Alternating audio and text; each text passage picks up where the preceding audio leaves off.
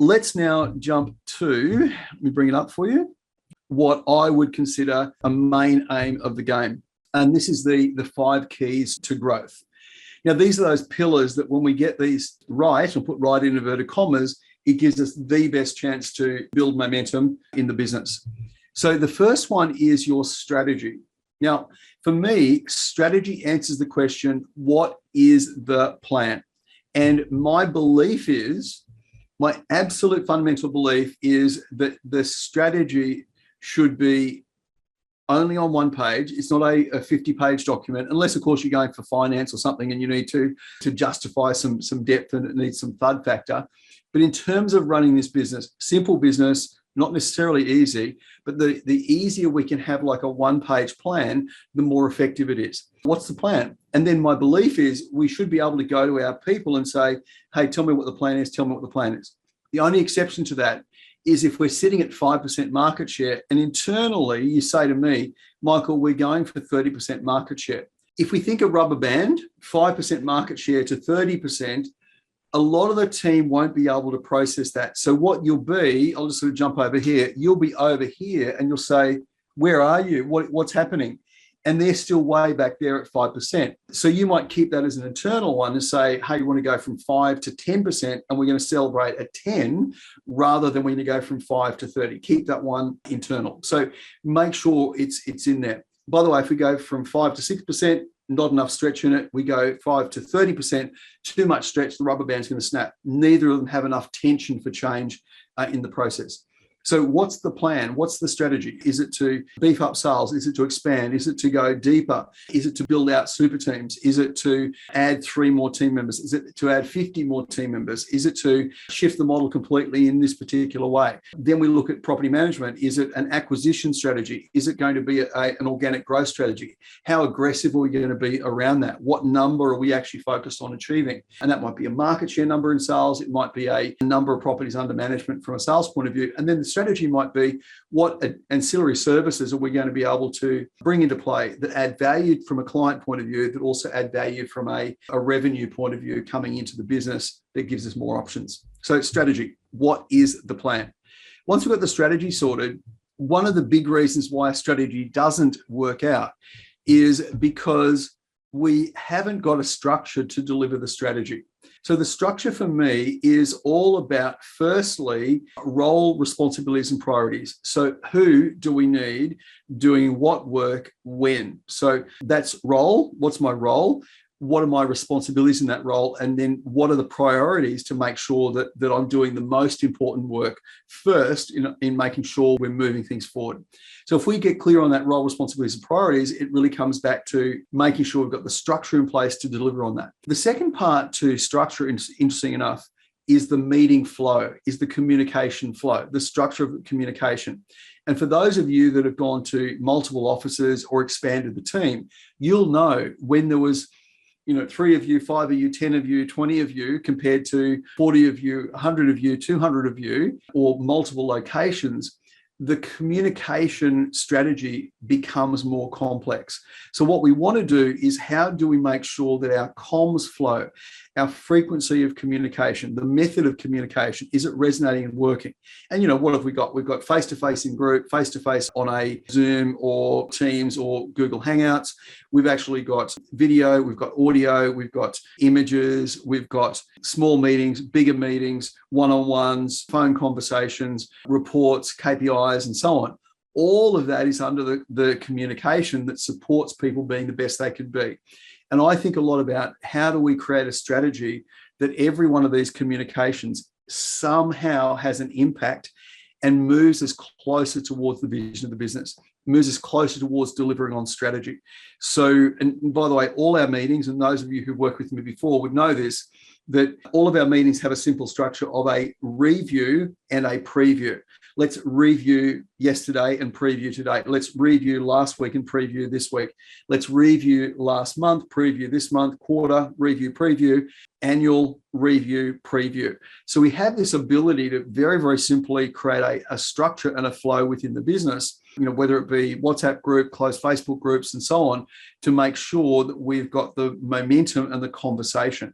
And by the way, everyone wants to feel like they're on a winning team. So this is the basis of being able to see how that actually plays out and puts into the ingredients. So based on those two, where we then head, I'm going to bring up a couple here.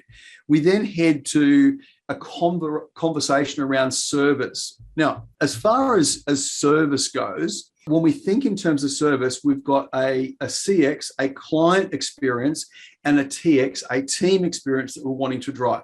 So what is the team experience that we want people to have? That's an internal service model. And then what's the client experience, the CX, the client experience that we want to have? And it's easy out of 5 interactions with clients to have 1 or 2 work well. It's harder for all of them to work well. The problem is, if I came out to your agency and said, look, can I go out to a listing appointment with one of your team? I could pretty much guarantee you'd send me with your top 1, 2, or 3 people. Can I actually see a lease signing process or a key collection process, please? You would actually have your best property manager actually show that to me. The problem is, from a market perception point of view, your service is not delivered by your top. It's actually really set at the benchmark as by the lowest level of performance within your team. So I talk a lot about something called high impact touch points. And high impact touch points are us getting clear that and you basically got 5 groups of core people within the business as far as external clients go. There's a couple of others if you include tradies and so on. But you've got your tenants, your landlords, and you've got tenants searching and tenants in property. You've got your buyers or purchasers, and then your buyer pool that you're working with. And then you've got your owners that you're representing to sell. And then you've got your clients. And I love the word client is anyone who has done business with us. So in other words, this is a client. And, I still hear the odd coach using the word past clients. And, I used to talk about that, 10 plus years ago. I don't see them as past clients. If they've done business with you, they are an existing client. And the goal is, what service do they need now from you to keep them engaged and connected into the business and into the model? So you look at that and say, well, okay, there are 5 service standards that we want to actually make sure we impact to be able to deliver on it. So we get our service standards sorted out. We get a level of service sorted. Then what we want to do is to bring them into standards. So what are our open home standards? What are our lease signing standards? What is our vacate standards? What is our auction standards? So we get some real clarity with that. And then my ultimate thing is, how do we turn these standards into systems? And there's a wonderful saying, and that is, if it's worth doing again, create a system for it. It's my favorite saying around systems. So what we want to do effectively is go from strategy and structure to get clear on what's the service standards internally and externally. Let's wrap them into the standards, and then let's bring them into systems so we can replicate this over and over again. And one of the things I occasionally say to my team is, imagine we were going to be running the business of real estate in the UK, and we had another team over in the UK going to run it. We've got to have enough smarts in the system for them to be able to pick it up and run it from that point of view. Otherwise, we're looking for another person here, another person here, who somehow can magically put it together. The interesting thing is, if you're wanting to scale, if you're wanting to grow your business, the component that you are weak on out of the 5 S's of growth, I guarantee that's getting in the way. So if your strategy is not strong, it will get in the way. If your structure is not strong, it's getting in the way. If you don't have a service sort of first philosophy in the business, that will get in the way.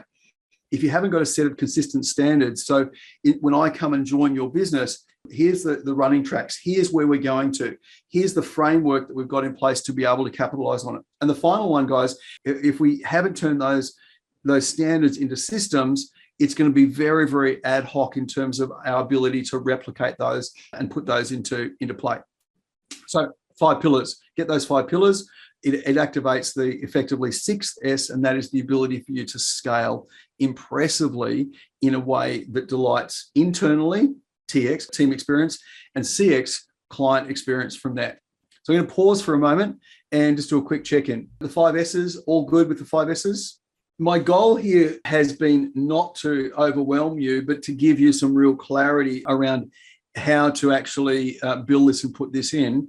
And there's no optional extras there. Let's just leave this service thing out. Let's just maybe not get overly excited about what we're doing from a standards point of view. Let's just be loosey-loose on that. So I come to one open home and I have a great experience. I come to the next open home and it's like, is this the same agency? So we've got this brand value we want to actually bring forward and put this in play. One more framework, and this is, are you okay that I share one more framework with you around it? Because we've covered a lot already. I'd rather you have clarity than overwhelm. Yeah, bring it on. Okay, excellent. You've given me permission. Thank you. So this is called the Business Growth 2.0 model. And one of the concepts that we have with it is we have a structure where we break down the leadership model into lead, manage, and coach. It would be fair to say that the sort of unfortunate thing is there's more management happening in a real estate business, not enough leadership and not enough coaching. So this is sort of like brings it into those three components. So you have, as an owner of the business, three hats. Am I leading? Am I managing? Am I coaching? And the great thing is that as the technology has improved, you actually can do less managing. You know, if we go back and look at a sales manager, say 30 years ago, the sales manager, their job was collating all the bits and pieces to deliver to the MD or to the CEO or to the board. Here's the results of the business. That's all tech now. So I actually think the role of a sales manager is a little bit obsolete. But a sales performance coach, a head of growth, a development specialist in the business is more a relevant title for someone now, because they're not managing the sales process. They're more so enhancing the performance of the team along the way to growing the actual sales. As a little perspective there. So we're going to now look at 9 key frames that if I was working with you, the network or one-on-one, we'd be looking at these and identifying where are the biggest growth opportunities. So the first one is your vision. And one of my goals is truly be in a position to, one, help you clarify your vision and then support your vision becoming a reality. Second is your brand and your marketing. So what's the marketing message and is it on brand? And by the way, is your marketing and your brand aligned to the vision that you have for the business? And the third thing then is the culture. Does your culture engage with the marketing and engage with the vision? From a managed point of view, what we need to recognize is we do need to manage projects within the business. The problem quite often we're running too many projects rather than doing less things better.